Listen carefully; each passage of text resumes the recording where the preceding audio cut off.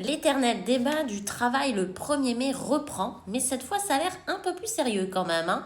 Bah ouais, figure-toi qu'en fait, il y a une proposition de loi qui a été déposée pour permettre aux entreprises qui travaillent déjà le dimanche de travailler le 1er mai. Donc la ministre a dit, ce ne sera pas pour cette année, hein, on se calme, mais qui sait, peut-être le 1er mai de l'année prochaine, ça va changer. Bon, en attendant l'année prochaine, il y a quand même 3 règles très importantes à savoir sur le travail du 1er mai et une exception, parce qu'on est en France.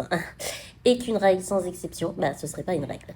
Et ça c'est la base, en tout cas pour l'instant, le 1er mai est un jour férié chômé. Et ça, c'est pas moi qui le dis, c'est le Code du travail et plus précisément l'article L3133-4.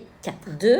Comme les autres jours fériés, c'est-à-dire tous les autres jours fériés, les heures de travail perdues ne peuvent pas être récupérées. Donc, si on te demande de les récupérer, c'est qu'on se moque un petit peu de toi. Et c'est pas moi qui le dis, hein. C'est le -2 du même article du Code du travail que tout à l'heure. 3e règle, et ça c'est quand même important, hein, il s'agit d'argent. Les salariés doivent toucher le même salaire ce jour-là que s'ils avaient travaillé normalement. Et enfin, l'exception. Alors, c'est l'article L3133-6 du Code du travail qui dit que dans les établissements et services qui, en raison de la nature de leur activité, ne peuvent interrompre le travail, les salariés occupés le 1er mai ont droit, en plus du salaire correspondant au travail accompli, un minimum, une indemnité égale au montant de ce salaire. Traduction en beaucoup plus simple, t'es payé double.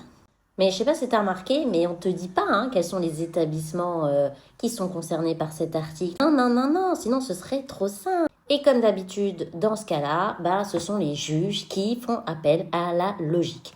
Donc, on considère que les établissements qui sont autorisés à ouvrir ce jour-là et donc à t'imposer de travailler ce jour-là, on ne te demande pas ton avis là, hein, ce sont les établissements comme les hôpitaux, les services de transport, les établissements hôteliers, bah ouais, hein, quand même, et les services de gardiennage, d'entretien, les pompes funèbres, etc., etc. Si tu travailles dans le service à la personne auprès de personnes dépendantes, hein, qui sont vraiment en difficulté, ben ouais, ça fait partie des exceptions. On peut te demander d'aller travailler ce jour-là sans te demander ton avis. Bon, évidemment, si on t'a prévenu suffisamment à l'avance, hein, si on respecte les règles de délai de prévenance des plannings, tout ça c'est expliqué dans une autre vidéo.